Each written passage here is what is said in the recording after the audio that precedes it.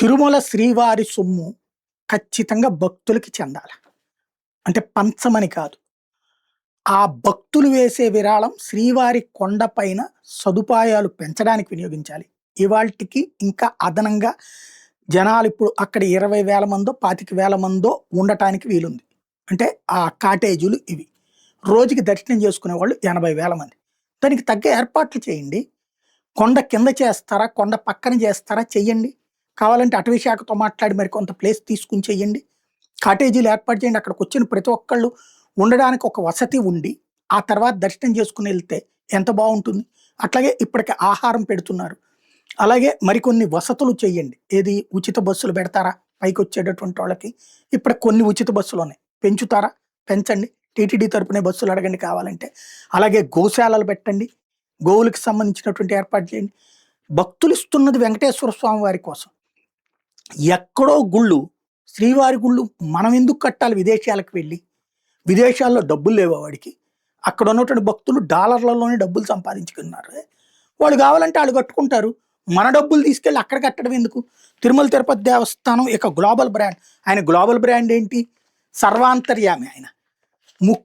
ముక్కోటి దేవతలు మొక్కేటటువంటి దేవుడికి ఈళ్ళు బ్రాండ్ సృష్టించేదేంటి? ఆ ఊళ్ళో గుడి పెడితేనే తెలుసుద్దే ఏంది? ఇదేమన్నా అడ్వర్టైజ్మెంటా? అక్కడికి తీసుకెళ్ళి అక్కడ గుడి పెడితే ఎక్కడ గుడి ఉందని తెలుసుకోవడానికి? ప్రపంచంలోని ఏ హిందువు అన్న తిరుమలలో గుడి లేదని అనుకుంటారా? లేకపోతే వెంకటేశ్వర స్వామి లేరు అనుకుంటారా? వెంకటేశ్వర స్వామి గురించి తెలియనోడు ఒక్కడన్నా ఉంటాడా హిందూ ప్రపంచంలో? ఎక్కడైనా సరే దానికి బ్రాండ్ ఏంటి? అక్కడ గుడి కట్టించి బ్రాండ్ పెట్టడానికి ఇది ఏమన్నా కార్పొరేట్ ఉద్యోగమా? కార్పొరేట్ అడ్వర్టైజ్మెంటా? అక్కడ డబ్బులు పెట్టి మన డబ్బులు తిరుమల తిరుపతి దేవస్థానం డబ్బులు తీసుకెళ్ళి అక్కడ గుళ్ళు కట్టడం ఏంటి? ఇక్కడ తిరుమల తిరుపతి దేవస్థానం తీసుకున్నటువంటి నిర్ణయం పోనీ కొండ మీద కాదు, భారతదేశంలో ఉన్న అన్ని దళిత వాడల్లో కట్టించండి గుళ్ళు. వెంకటేశ్వర స్వామి గుళ్ళు కట్టించండి. 10 లక్షలతో కట్టించండి, 15 లక్షలతో కట్టించండి. దళిత వాడల్లో ఆలయాలు లేక మత మార్పిళ్ళు జరుగుతున్నాయి.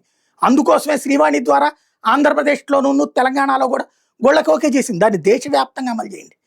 దళిత బడుగు బలహీన వర్గాలు గిరిజన ప్రాంతాల గుళ్ళు కట్టించండి. అర్చకులను పెట్టండి. ఈ డబ్బులు వాటికి కట్టండి. హిందువుల యొక్క ఉన్నతికి చేయండి. ఇప్పుడు అమెరికాలో ఈ గుళ్ళు కట్టించి ఎవరికి అప్పచెప్తాం? మన పార్టీ వాళ్ళకే, మన నాయకులకే, మన వాళ్ళకి అప్పచెప్తాం అక్కడ. లేకపోతే ఇక్కడి నుంచి అక్కడ ఉద్యోగాలు పెట్టి చేయించాల్సిన అవసరమే ఉంది. ఇప్పుడు రాష్ట్రంలో వివిధ చోట్ల గుళ్ళు కట్టారు, లేకపోతే వివిధ రాష్ట్రాల్లో కడుతున్నారు గుళ్ళు. అక్కడ కడితే తిరుమలకి రావద్దని చెప్తున్నాం మనం? లేదు కదా. అక్కడ ఈ గుడే కాదు బోల్డ్ గుళ్ళు ఉంటాయి కదా. మనం ఎందుకు డబ్బులు ఖర్చు పెట్టాలి? గుళ్ళు కొండపైకి వచ్చిన వాళ్ళకి ఖర్చు పెట్టండి, కొండ మీదకి ఉండేటటువంటి వాళ్ళకి ఖర్చు పెట్టండి. లేదా ఆధ్యాత్మికత పెంచడం అంటే రాష్ట్రానికి ఒక గుడి కట్టడం కాదు, దళిత వాడలన్నిట్లలో గుళ్ళు ఉండేటట్టు చూడండి. గిరిజన వాడలన్నిట్లలో గుళ్ళు ఉండేటట్టు చూడండి. ఎక్కడ గుళ్ళు లేవో అక్కడ గుళ్ళు ఉండేటట్టు చూడండి. అది ముఖ్యం. ఆధ్యాత్మిక చింతన, అలాగే హిందుత్వ భావజాల వ్యాప్తి, ఇది ప్రతి హిందువు కోరుకునేటటువంటిది. అంతే తప్పించి బ్రాండ్ అంటూ ఈ పదాలు రాయడమే తప్పు. గ్లోబల్ బ్రాండ్ ఏంటి? వెంకటేశ్వర స్వామి గ్లోబల్ ఏంటి? ముల్లోకాలకి బ్రాండ్ ఆయన. ఆయనకి ప్రత్యేకించి మనం గుడి కడితేనే బ్రాండ్ వస్తుందా? కొంచెం జాగ్రత్తగా. ఇక్కడ హిందువుల చైతన్యాన్ని పక్కదోవ పట్టిస్తున్నారు, తప్పుదోవ పట్టిస్తున్నారు. ఆలయాల ఉన్నతి కావాలి, కానీ తిరుమల తిరుపతి దేవస్థానం డబ్బులతో వేరే చోట్ల గుళ్ళు కట్టుకోవాల్సిన అవసరం లేదు. గుళ్ళు కట్టించాల్సిన దళిత బడుగు బలహీన వర్గాల వాడల్లో. అది గుర్తుపెట్టుకోవాల్సినటువంటి అంశం.